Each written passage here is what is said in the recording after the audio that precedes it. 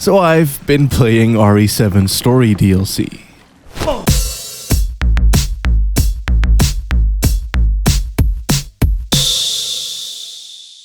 Punch Dad DLC. He punch. He dad. He DLC. But before we get to that, we have to cover this one Chris thing. Thing is that while RE7 did have an ending, it also teased some stuff. And that stuff was Christopher Rothfeld and his weirdly pudgy mid-30s man face. Capcom, come on.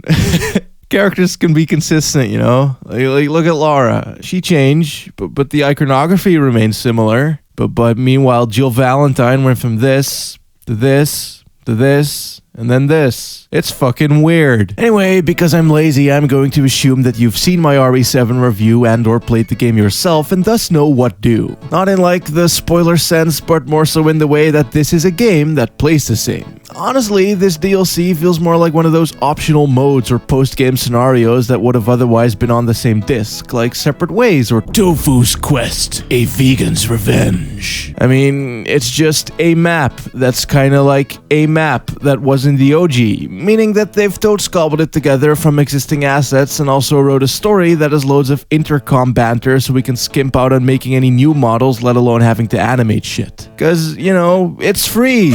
And really, the whole thing feels more like a type of micro-resi game than anything else, in that there's one door to rule them all, in the big main hall, and 3 smaller doors that split off into separate ways, all with their own gimmick. One will be gated off by gas, requiring you to enter the other to find like a key, only to then backtrack into the other one to open up a locker with said key to get the gas mask so you can pass the gas. And the other 2 will also have their own things, like one being super combat heavy, the other being mega maze-like, containing enemies that can only be taken down with special rounds, and the third one will be stuffed with traps and pressure plates and other dumb zany bullshit like that.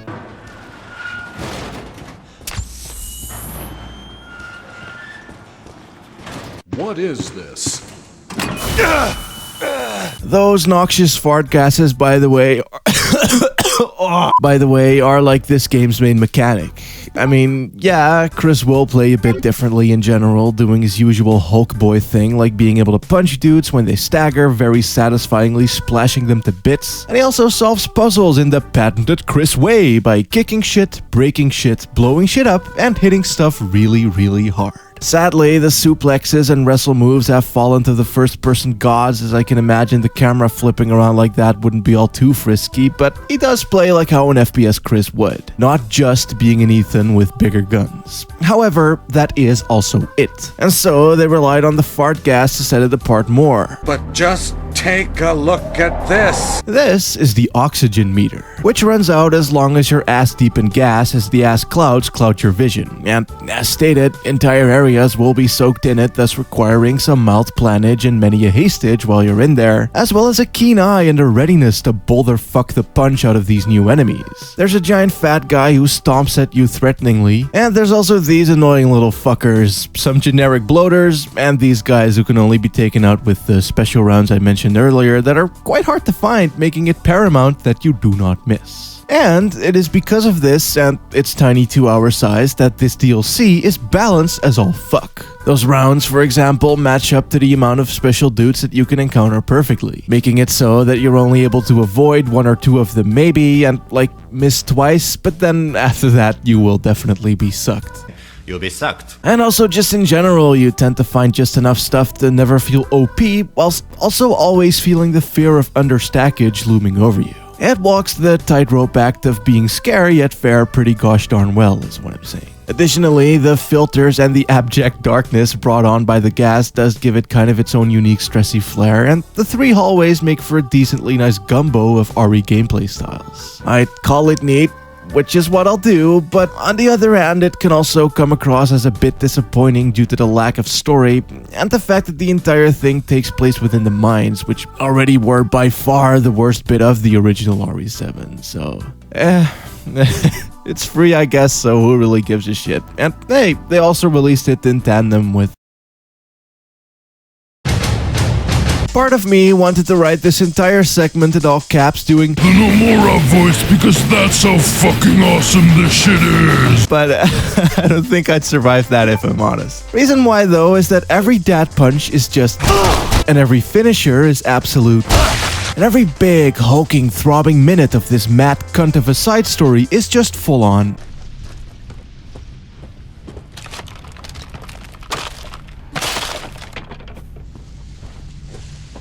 Shit is just crunch. And there's no other way around it.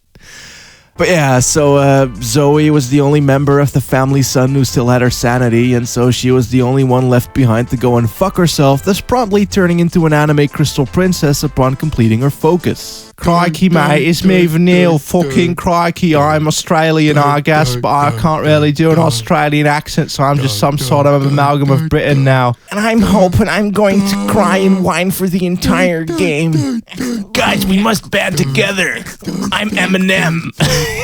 Her uncle, however, aptly named Punch Dad, finds out about this and not knowing who to blame just kinda starts beating the shit out of literally everything, which you get to do as well. This is not just a map with RE7 gimmicks. This is like a new game entirely. A simple game in which you left fist with left trigger and right fist with right trigger, block enemy attacks, and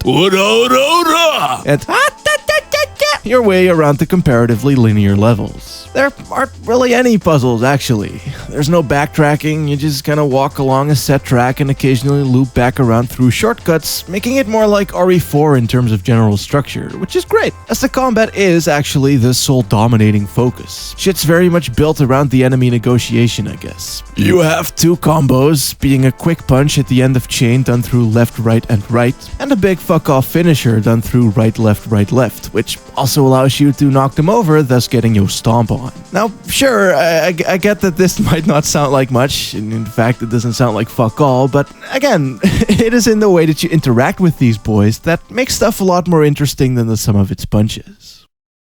Sadly, the suplexes and wrestle moves have fallen to the first-person gods, as I can imagine the camera flipping around like that wouldn't be all too frisky, but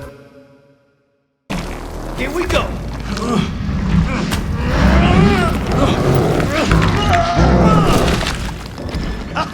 What's wrong? The entire state of play changes around the combat.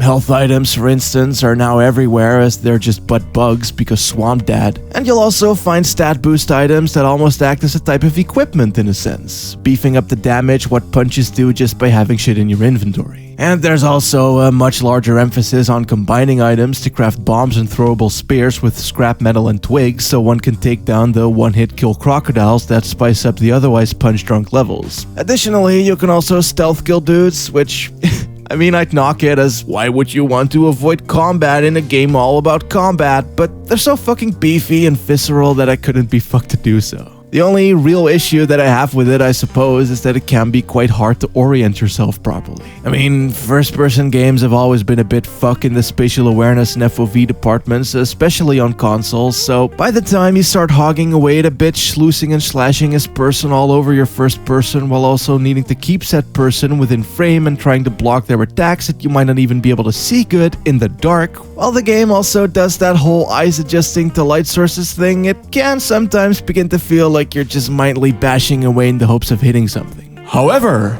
this don't matter. In fact, that actually goes so far as to say that this is what makes the game great in the first place. Okay, so it's not anywhere near deep, but the Punch Dad DLC has a similar type of intensity that I also found in one of Capcom's greats, God Hand.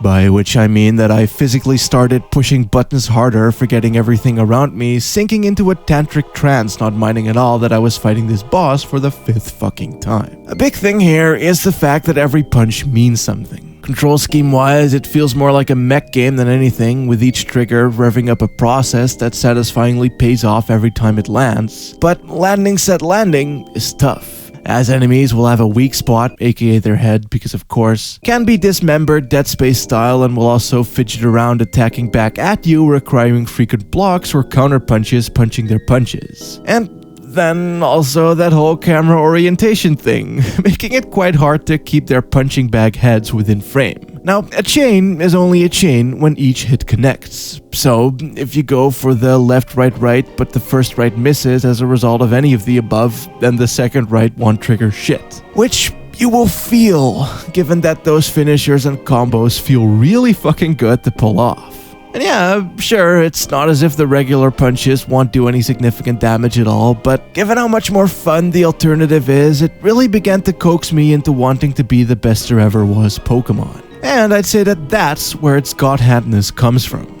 You're not being challenged by the game itself per se. You could just cheese your way through using nothing but basic bitch punches, but just through shit being a smidge awkward and super fucking visceral, I became the one challenging myself to beat that dude better. Resetting saves, knowing that I could win without spending that one healing bottle, or that I could have just looked that smidge cooler had I landed some of those giant jabs.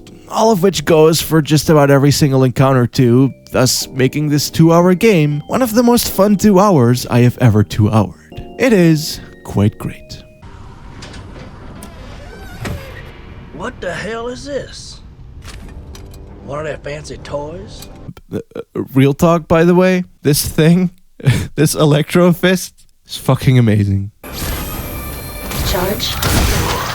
Chris's chapter was fine, I guess, but you know, it's free, so whatever. But man, Punch That's DLC is just so fucking, I just fucking grab and like that. Plus, I feel that this cements RE7 as a very good video game pretty well too. And hey, it's also powering the RE2 remake, which is showing all signs of being awesome, and also DMC5, which is also showing all signs of being awesome. So that's pretty fucking awesome. Capcom good, and I am a happy boy.